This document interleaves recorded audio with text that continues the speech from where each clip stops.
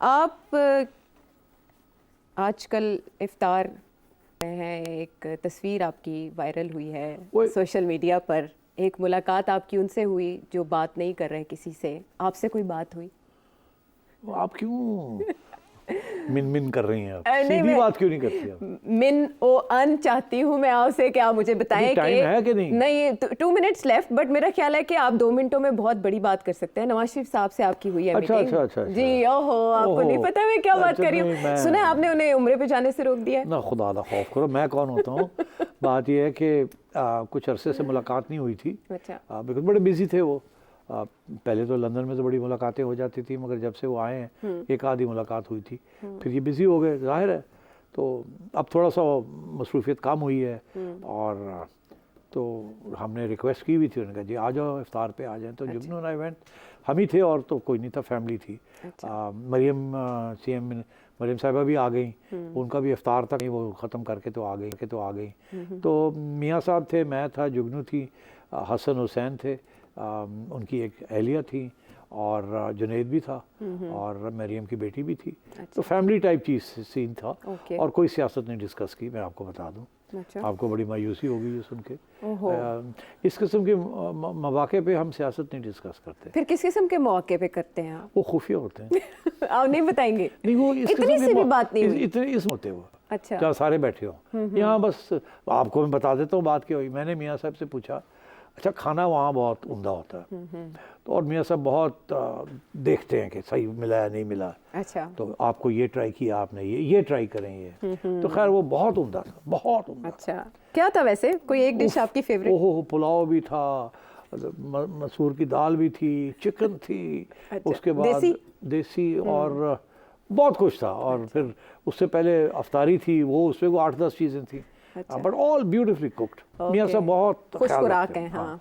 तो और मेहमान नवाजी भी बड़ी करते हैं, प्यार भी करते हैं।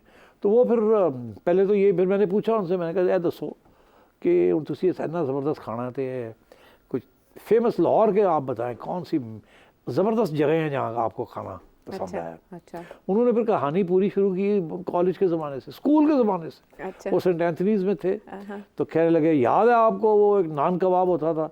तो वो एक, तो मैंने कहा जी बिल्कुल होता था, वो तो क्रिश्चियन था और वो नान कबाब बनाता, कह रहा बड़ा ज़्यादा मज़े का, उनको अभी तक याद है वो। अच्छा। नान कबाब। तो वहाँ से बात शुरू हुई, फिर मछली कहाँ सबसे बेहतर मिलती है, गोश्त कहाँ सबसे बेहतर मिलता है, कबाब कहाँ सबसे, तो उन्होंने पूरे लाहौर का हमें दौरा करवाया।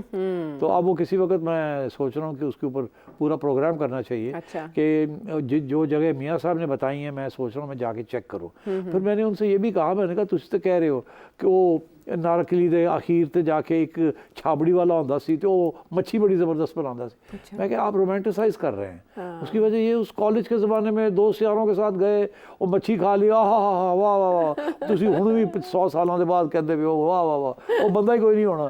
तो and so on and so fourth. तो बड़ी डिस्कशन हुई वहाँ कि आलू छोले कितने बेस्ट हैं, कबाब कहाँ से बेस्ट हैं। अच्छा। ये वो, तो वो मियाँ साहब की जो टेस्ट है इज़ वेरी वाइड। तो हम तो बड़ी नरम फुल्कियाँ, हल्की फुल्कियाँ बातें करते हैं। जी बिल्कुल। अच्छा, तो उन्होंने बताया does he have some fish to fry, does he have? नहीं, वो कोई नहीं, वो बस कह रहे, मैंने पूछा, मैंने कहा आप हर साल जाते हैं उम्रे के लिए और रमज़ान के आखिरी अशरे में? तो कहने लगे नहीं मैं इस साल शायद नहीं जाऊँगा। तो ये नई खबर थी। अच्छा। क्योंकि मेरा ख्याल था कि वो जा रहे हैं। तो उन्होंने कहा नहीं, मैं अभी नहीं, कोई इरादा नहीं है, अभी मैं इधर ही हूँ। और तो मैंने कहा तो फिर लंदन का क्या प्लान है? तो मैंने कहा चले, मैं भी चलता हूँ, वहीं बैठ के ज़रा ठंडे मौसम में ज़रा गपशप होगी। तो कहने लगे नहीं अभी तो कोई प्रोग्राम नहीं है। अच्छा। तो बहरहाल जब होगा तो देखा जाएगा। अच्छा, चले समर वेकेशंस में तो ये या आफ्टर बजट से? अभी वो कोई प्रोग्राम नहीं है, ना सौदी अरेबिया जाने का प्रोग्राम है, ना और अभी वो यहीं है। अच्छा, ये थोड़ा सा सरप्राइज भी है। और फिर मैं ये भी आपको बता दूं कि लोग कह रहे थे कि बड़े मायूस हैं, थोड़े डिप्रेस हुए हैं बिकॉज ऑफ दिस, जिस किस्म के हालात हुए।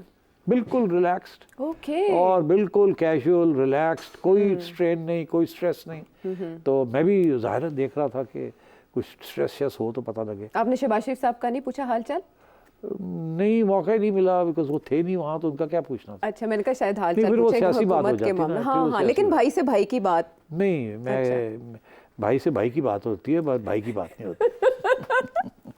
इंटरेस्टिंग, काफी खानों के नाम ले लिए गए और एक दो बातें और कही थी कुछ लोगों के बारे में, वो शायद मेरा कुछ लोग से मुराद क्या, मतलब विद इन पार्टी और आउटसाइड? अच्छा, अब तो आपने कोई कसौटी शुरू कर दी। नहीं, मतलब आइडिया होना चाहिए कि अगर बात आए ही कहीं तो कौन सी बात आई, किसकी बात आई? नहीं, ये तो नहीं बताऊंगा। नहीं, अच्छा, with in party, outside? Outside. Outside, establishment और PTI? Neither establishment not PTI. बस करो बस करो। चले, वो सेठी साहब की और मेरी बात हुई थी, हम यही मान लेते हैं। वापस आते हैं ब्रेक के बाद।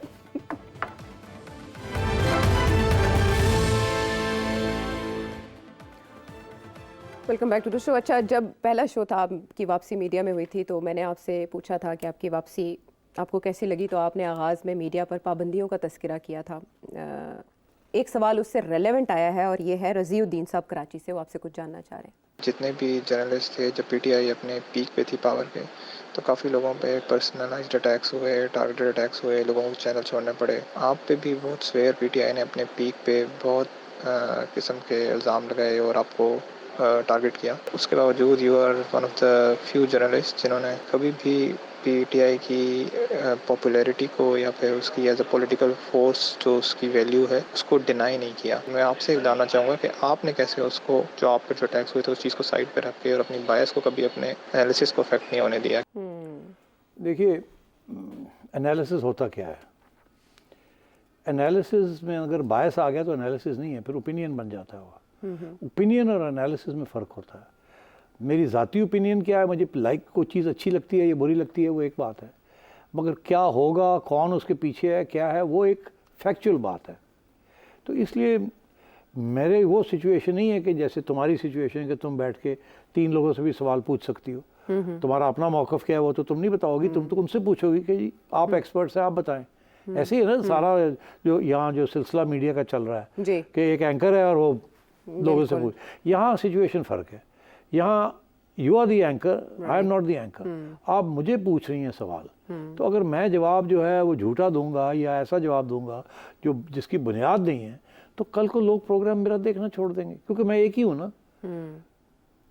तो मेरा प्रोग्राम जो है इज़ बेस्ड ऑन एनालिसिस।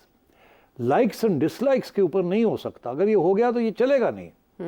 इसीलिए 90 की दिहाई में मैंने पीपल्स पार्टी की दोनों हुकूमतों को सपोर्ट किया और फिर बहुत तनकीद की। अच्छा। सपोर्ट करता था कि नई हुकूमत आई है, पहला इनको 6 महीने सपोर्ट करना चाहिए, इनको मौका देना चाहिए। बहुत सख्त तनकीद की। बेनज़ीर भुट्टो ने मेरे से बात करनी छोड़ दी, मगर फिर भी हमदर्दियाँ भी रहीं, क्योंकि जब उनके साथ ज़्यादती हुई तो मैं उनके साथ खड़ा रहा। मियाँ साहब के साथ भी ऐसे ही, जब ये बेनज़ीर भुट्टो पे हमले कर रहे थे तो मैं बीबी के साथ खड़ा था।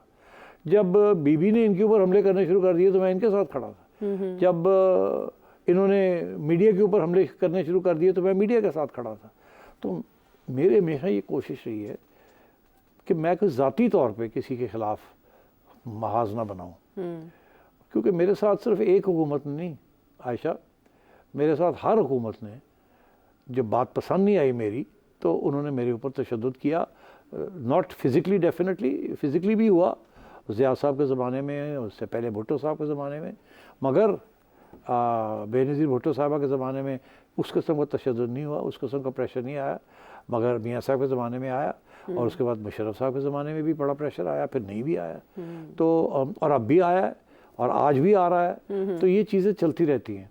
मैं वो पूछ रहे कैसे, इसका सिर्फ मैं यही इसका जवाब दूंगा कि अल्लाह मियाँ ने डिपेंडेंट नहीं बनाया किसी पे। अगर आज मैं ये बातें इस चैनल पे कर रहा हूँ, अगर किसी को ये पसंद ना आए चैनल के मालिकान को, तो और अगर वो चाहें कि मैं छोड़ दूँ, मुझे बिल्कुल कोई उनके ख़िलाफ़ तासुर नहीं होगा, ना ही मेरे को इमोशन होगा। उसकी वजह ये, उन्होंने अपने इंटरेस्ट को प्रोटेक्ट करना है। अगर मैं कोई ऐसी चीज़ कर रहा हूँ जिससे उनका इंटरेस्ट नुकसान हो रहा है तो उनका हक बनता है कि मुझे कहे सेठी साहब खुदा हाफिज़, या कहे सेठी साहब सीधे हो जाओ, या कहे कि सेठी साहब खुदा हाफिज़, या ये कि मैं सीधा हो जाऊँ या मैं कहूँ खुदा हाफिज़। तो मेरा नहीं ख्याल इसको पर्सनली लेना चाहिए। हर एक की अपनी मजबूरी होती है। हर एक अपने अपने ज़मीर के साथ काम करते हैं या नहीं करते, इनके ऊपर इल्ज़ाम नहीं लगाने चाहिए। तो आज अगर मुझे यहाँ मैं बैठा हूँ और मैं कोई बात कर रहा हूँ जो कि शायद इस चैनल की मैनेजमेंट को ना पसंद आए, they have every right to ask me मत करो, हमारा नुकसान हो रहा है। और अगर मैं कहूँ कि जी सॉरी मेरा एनालिसिस का नुकसान हो जाएगा, हाँ। तो फिर मुझे देखेगा कौन अगर मैं हकीकत नहीं बयान करूँगा। तो आपका पूरा हक है, आप मुझे कहीं चले जाएँ, मैं बिल्कुल आपके खिलाफ कोई बुरी थॉट नहीं सोचूंगा, मैं समझूंगा आपकी मजबूरी है। ठीक है। तो इसलिए बहुत से चैनल्स मेरे मुझे अप्रोच करते रहे कि आप आए, मैंने उनसे कहा आप मेरा बोझ नहीं उठा सकेंगे, क्योंकि वजह ये है कि जब मैं एनालिसिस करता हूँ तो मैं कैसे कहूँ, जब आसमान में बादल आए हुए तो मैं कैसे कहूँ कि सूरज जो है वो चल रहा है, मैं नहीं कह सकता। लोग बेवकूफ़ नहीं हैं, लोग मुझे सुनते हैं बिकॉज मेरी कोई क्रेडिबिलिटी है, मेरी कोई प्रेडिक्शन में हकीकत है, और मेरी पूरी कोशिश होती है कि मेरी अपनी अगर कोई ज़ाती बायस है उसको मैं मिनिमल रखूँ। इंसान हूँ, बायस तो कहीं ना कहीं आ ही जाएगा, मगर it has to be kept to a minimum.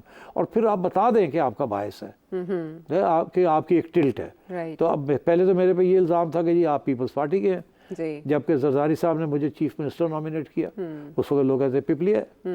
2013 में मियाँ साहब ने तो बाद में किया, मुझे तो जरदारी साहब ने नॉमिनेट किया, तो लोग तो कहते पिपली है।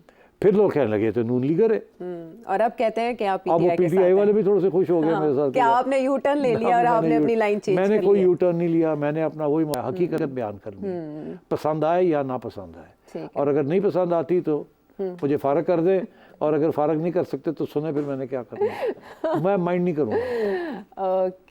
ओके सो अपने एनालिसिस में जो ज़ाती परखाश है वो लाना, उसको कंट्रोल करना वो कितना मुश्किल होता है, और तबसरे और ज़ाती राय में फ़र्क क्या है ये आपने भी जाना। कुछ मज़ीद आप जानना चाहें तो आप इस नंबर पे अपना सवाल वीडियो मैसेज के ज़रिए भेजिए। एक प्रोग्राम तक के लिए इजाज़त दीजिए।